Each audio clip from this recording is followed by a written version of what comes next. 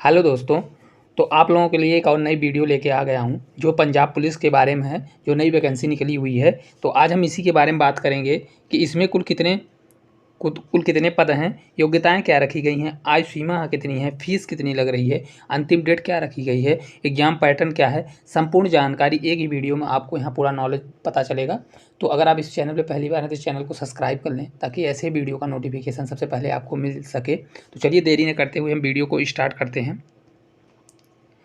देखिए यहाँ पे लिखा हुआ है, यहाँ पे देखिए लिखा हुआ है कि पंजाब पुलिस, यहाँ पे देखिए लिखा हुआ है कि Punjab police district and armed cadre of Punjab police किस में निकली है, डिस्ट्रिक्ट में निकली है और आर्मेड कार्डरी में निकली है। देखिए यहाँ पे पंजाब का लोगो लगा हुआ है और पंजाब पुलिस के बारे में यहाँ दिखाया गया है कि पंजाब, यहाँ पे लिखा है Punjab police requirement for the post of police constable के डिस्ट्रिक्ट और आर्मेड दो में निकली है, डिस्ट्रिक्ट के लिए और आर्मेड के लिए निकली है। देखिए यहाँ पे पूरा दिया हुआ है। डेट ऑफ पब्लिकेशन क्या है, तो इसमें देखिए यहाँ पे डेट ऑफ पब्लिकेशन लिखा हुआ है। डेट ऑफ पब्लिकेशन कब किया गया है, तो 29 फरवरी को यह मतलब पब्लिकली पोस्ट कर दिया गया है। यहाँ पे देखिए रिक्वायरमेंट पोर्टल, तो इसकी फॉर्म भरने की स्टार्ट डेट कब क्या रखी गई है, तो स्टार्ट फॉर्म भरने की डेट क्या रखी गई है, यहाँ पे देखिए opening date and time for submission of the online application form भरने की डेट क्या रखी गई है, तो यहाँ पे देखिए 14 मार्च 2024 थर्सडे, 14 मार्च से आपका फॉर्म भराना स्टार्ट हो गया है, जो ये 7 बजे सुबह से फॉर्म भराना स्टार्ट हो जाएगा। इसके फॉर्म भरने की क्लोजिंग डेट क्या रखी गई है, लास्ट डेट क्या रखी गई है, तो यहाँ पे देखिए लास्ट डेट रखी गई है closing date time the submission of online application 4 April 2024, जिस दिन क्या थर्सडे, मतलब आपको थर्सडे के दिन ही स्टार्ट हो रहा है, थर्सडे के दिन ही आपका फॉर्म बंद हो जाएगा। ये 11:55 दोपहर तक चलेगा। हेल्पलाइन नंबर भी आपको दिया गया है, अगर आपको कोई भी प्रॉब्लम होती है तो आप इस हेल्पलाइन नंबर पर आप बात कर सकते हैं और उनसे हेल्प आपको मिल जाएगी। यहाँ कैटेगरी वाइज वैकेंसी निकली है, जो ये एक किस कैटेगरी में है, तो ये स्टेट डिस्ट्रिक्ट बाई कैटेगरी में रखी गई है। तो देखिए यहाँ पे दिया हुआ है, यहाँ पे दिया गया है। देखिए जनरल ओपन और अनरिजर्व जो है तो उनके लिए नंबर ऑफ वैकेंसी कितनी निकाली गई है, 410 वैकेंसी निकाली गई है। और जो फीमेल के लिए है रिजर्व, जो फीमेल के लिए है तो कितनी है, 117 पोस्ट निकाली गई हैं।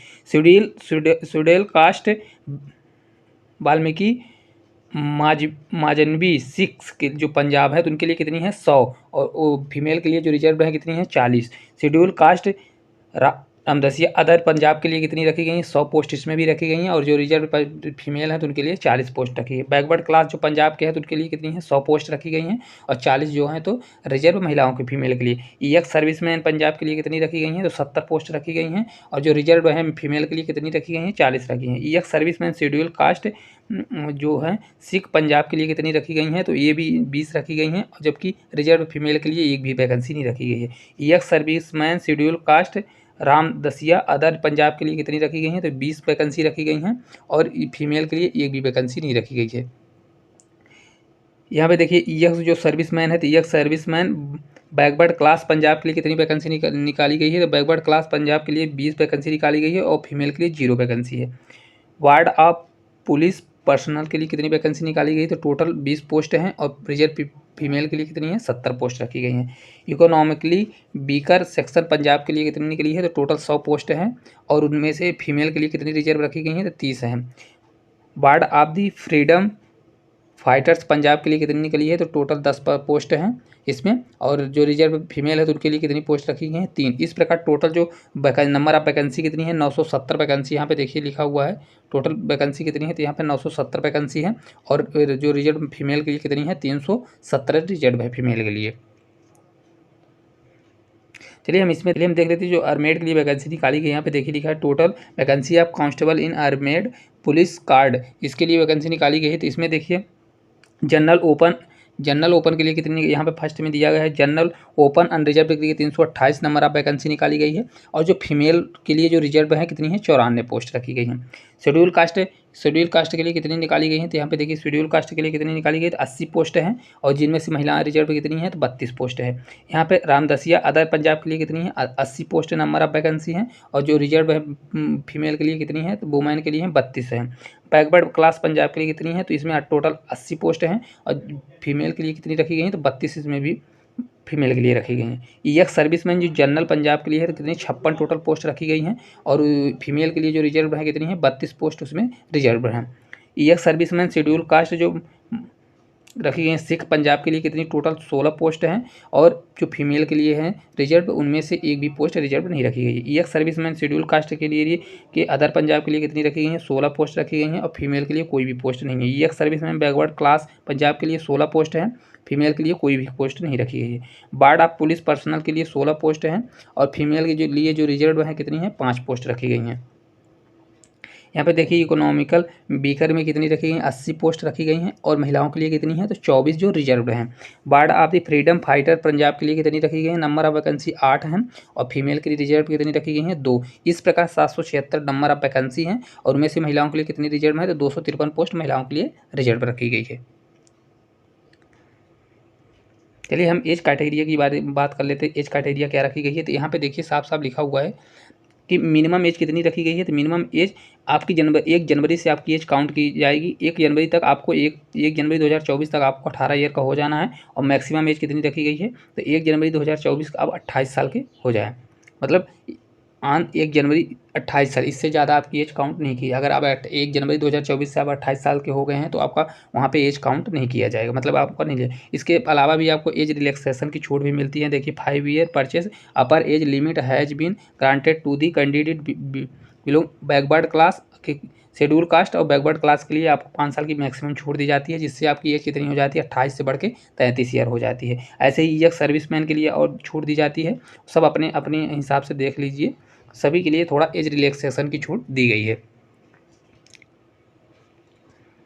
चलिए हम एजुकेशन क्वालिफिकेशन की बात कर लेते हैं। तो देखिए यहाँ पे एजुकेशन क्वालिफिकेशन की बात कर लेते हैं, तो यहाँ पे लिखा हुआ है कांस्टेबल डिस्ट्रिक्ट एंड अरमेट के लिए क्या है यहाँ पे 12th in equivalent from the recognised, किसी भी आप यूनिवर्सिटी द्वारा आपका 12th एग्जाम पास होना चाहिए। इसके साथ साथ इनकेस आपका अगर एक सर्विसमैन है तो मिनिमम एजुकेशन क्या होना चाहिए, क्वालिफिकेशन शैल बी मैट्रिकेशन, मतलब आपका सिर्फ क्वालिफिकेशन पर मांगेगा, मतलब क्वालिफिकेशन बस होना चाहिए।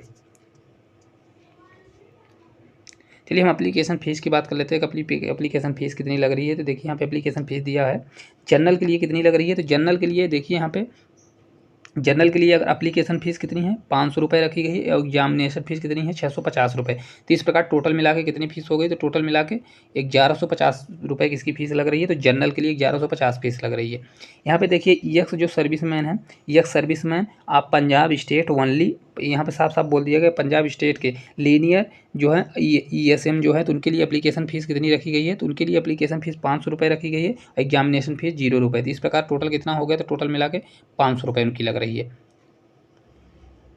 आगे देखिए SC ST के लिए कितना रखा है, ST SC आप all state and backward class आप पंजाब स्टेट ओनली, यहाँ पे साफ साफ बोल दिया गया इसमें भी पंजाब स्टेट ओनली। तो इसके लिए कितना लग रहा है, तो इसमें भी एप्लीकेशन फ़ीस कितनी है, तो इसमें एप्लीकेशन फ़ीस 500 रुपये रखी है, एग्जामिनेशन फ़ीस 150 रुपये रखा गया है। तो जिससे कुल मिला के कितना हो गया, तो 650 रुपये लग रहा है। इकोनॉमिकल जो बीकर सेक्शन में है तो उनके लिए एप्लीकेशन फ़ीस कितनी रखी गई है, तो एप्लीकेशन फ़ीस देखिए यहाँ पे 500 रुपये रखी गई है, और 150 रुपये उनका भी एग्जामिनेशन फ़ीस लग रही है। तो इस प्रकार टोटल कितना लग रहा है, तो 650 रुपये फ़ीस लग रही है। सबका अपने अपने हिसाब से देख लीजिए, सबकी फ़ीस अलग अलग लग रही है। तो चलिए हम आगे की ओर पढ़ते हैं। आगे देखिए हम फिजिकल स्टैंडर्ड, देखिए हम फिजिकल स्टैंडर्ड की बात करते हैं। फिजिकल स्टैंडर्ड इसमें क्या रखा गया है, तो डिस्ट्रिक्ट आर्मेड पुलिस जो है, कोई भी आप पुलिस का फॉर्म भर रहे हैं तो इसके लिए मेल के लिए कितनी है इसमें हाइट रखी गई है, तो मेल के लिए इसमें हाइट 5 फीट 7 इंच रखा गया है, जो होता है 170.2 सेंटीमीटर, मतलब 170 से ऊपर होना चाहिए तभी आप इसका फॉर्म भर सकते हैं अगर मेल है। और फीमेल है तो 5 फीट 2 इंच होना चाहिए, मतलब 157.5 सेंटीमीटर का होना चाहिए। इसका पेपर 3 स्टेज में लिया जाएगा, जिसमें से फर्स्ट स्टेज आपका होगा, फर्स्ट स्टेज में आपका कंप्यूटर बेस्ड एग्जाम लिया जाएगा, जिसमें पेपर 1 और पेपर 2 होगा। जिसमें पेपर 1 में आपके मेरिट लिस्ट बनेगी, पेपर सेकंड से आपका क्वालिफिकेशन लैंग्वेज बेस पर रखा गया है। सेकंड स्टेज में आपका क्या लिया जाएगा, तो सेकंड स्टेज में आपका फिजिकल स्क्रीनिंग टेस्ट लिया जाएगा। अगर आप वो क्वालिफाई कर लेते हैं तो आपको थर्ड स्टेज में भेज दिया जाएगा, जिनमें आपका डॉक्यूमेंट वेरिफिकेशन होगा। इसके बाद आपका मेरिट लिस्ट बनेगा और आपको फाइनल ज्वाइनिंग मिल जाएगी। चलिए हम फर्स्ट स्टेज की बात करते हैं। तो यहाँ पे first stage computer stage basic exam रखा गया है, जिनमें से आपको साफ साफ यहाँ देखिए दिया गया है कि पेपर 1 और पेपर 2 होगा। जिनमें से फर्स्ट पेपर किसका होगा, तो यहाँ पे देखिए लिखा हुआ है, यहाँ paper 1 shall be 100 question carrying on 1 marks, मतलब आपके 100 क्वेश्चन के पेपर होंगे जिनमें से 2 घंटे में आपका पेपर लिया जाएगा। हर क्वेश्चन कितने नंबर का होगा? 1 नंबर का होगा।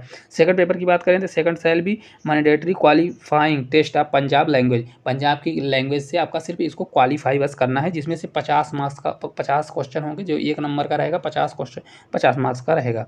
इसमें मार्क ईच आप 50 marks as a qualifying criteria, आप इसमें से 50 मार्क्स अगर 50% मार्क्स पाते हैं तो आप क्वालिफाई क्राइटेरिया में आते हैं। चलिए हम आगे बात करते हैं, इसके सिलेबस की बात कर लेते हैं। फर्स्ट पेपर के सिलेबस की बात करते हैं तो यहाँ पे फर्स्ट पेपर का जो सिलेबस देखा गया है, यहाँ पे देखिए फर्स्ट पेपर का, इसमें क्या पूछा जाएगा? जनरल अवेयरनेस पूछा जाएगा। जनरल अवेयरनेस में क्या क्या पूछा जाएगा? तो जनरल अवेयरनेस की बात करें तो इसमें देखिए हर चीज़ें, कॉन्स्टिट्यूशन एंड सब हर चीज़ें लिखा हुआ है, स्टेट जो भी है, और हिस्ट्री आएगी, जियोग्राफी आएगी, culture and economy of Punjab आएगा, जिसमें से कितने नंबर का आ रहा है? तो ये 35, टोटल 35 नंबर का आएगा। इसके अलावा इस पर देखिए एप्टीट्यूड एंड न्यूमेरिकल स्किल कितने नंबर का आ रहा है? तो न्यूमेरिकल स्किल आ रहा है, तो इसमें से ये टोटल आपके कितने नंबर का आएगा? तो ये आपके 20 मार्क्स का आ रहा है इनमें से। और इसके अलावा मेंटल रीजनिंग कितने नंबर की आ रही है? तो रीजनिंग इसमें आपका आ रहा है 20 नंबर का आ रहा है। अपने हिसाब से इसमें चैप्टर वाइज देख लेना कौन कौन से चैप्टर आ रहे हैं, हालांकि सभी चैप्टर आ रहे हैं। तो जिसमें से 35 नंबर के आपका क्या जनरल अवेयरनेस है 35 नंबर, इसके बाद मैथ्स कितने का? 20 नंबर का है, और 20 नंबर की आपकी रीजनिंग आ रही है। इसके अलावा आपका यहाँ पे देखिए इंग्लिश लैंग्वेज कितने की आ रही है? तो इंग्लिश लैंग्वेज आपकी 10 मार्क्स आ रहा है, जिसमें से डायरेक्ट आ रहा है। इंग्लिश में रिलेशनशिप आएगा, रीडिंग कंपैरिजन आएगा, पंजाब टू इंग्लिश ट्रांसलेशन आएगा, एरर है, फिल इन द ब्लैंक है, स्पेलिंग करेक्शन है। और पंजाब लैंग्वेज से कितने नंबर का आ रहा है? तो पंजाब लैंग्वेज से आपके 10 मार्क्स आएंगे। और डिजिटल अवेयरनेस कितने का है? डिजिटल अवेयरनेस 5 नंबर का, जिसमें फंडामेंटल ऑफ कंप्यूटर पूछा जाएगा, जिसमें से एमएस ऑफिस वर्ड पूछा जाएगा, मतलब एक कंप्यूटर बेस में मोबाइल फ़ोन के बारे में पूछा जाएगा। चलिए हम पेपर सेकंड की बात कर लेते हैं कि पेपर सेकंड में क्या पूछा जाएगा। तो मैंडेटरी क्वालिफाइंग सिर्फ क्वालिफाई के लिए है, जो 50 मार्क्स का लिया जाएगा पेपर। ये आपके पंजाब लैंग्वेज में से इसमें आपको 50% मार्क्स लाना है, क्वालिफाई हो जाएंगे। इसमें साफ साफ यहाँ पे देखिए दिया गया है, साफ साफ यहाँ पे बोला गया है नेगेटिव मार्किंग के बारे में बोला गया है। नेगेटिव मार्किंग कैसे है? तो यहाँ पे देखिए दिया हुआ है there shall be no negative marking, इसमें कोई भी नेगेटिव मार्किंग नहीं रखी गई है। और इसकी नॉर्मलाइजेशन, चलिए हम सेकंड स्टेज की बात कर लेते हैं। सेकंड स्टेज क्या है? तो सेकंड स्टेज की यहाँ पे बात करते हैं। तो सेकंड स्टेज, अगर आप फर्स्ट स्टेज निकल जाते हैं तो उसके बाद आपका अगर नाम सेकंड स्टेज के लिए आता है तो आपका क्या लिया जाएगा? Physical screening test and physical measurement test. आपका फिजिकल स्क्रीनिंग टेस्ट होगा और मेजरमेंट टेस्ट लिया जाएगा। यहाँ पे देखिए फिजिकल स्क्रीनिंग टेस्ट में क्या क्या लिया जाएगा।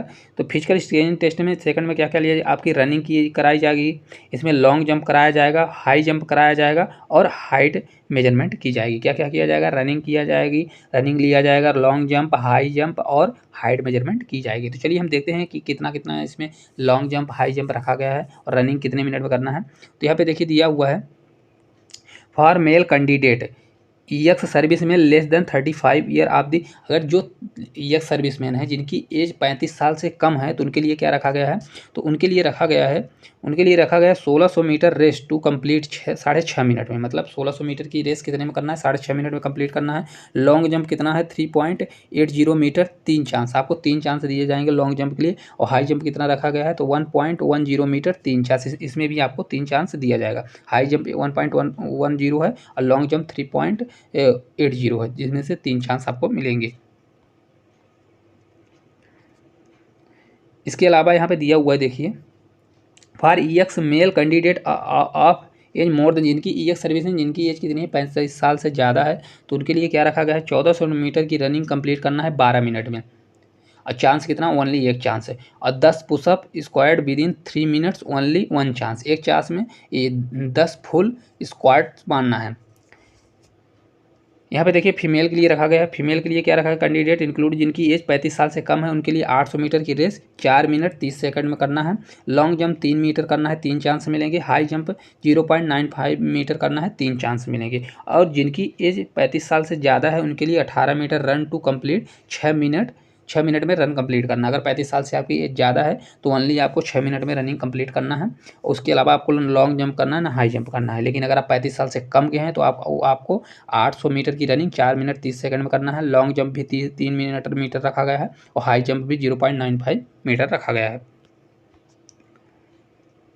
चलिए हम थर्ड स्टेज की बात कर लेते हैं। तो यहाँ पे हमारा थर्ड और लास्ट स्टेज रखा गया है।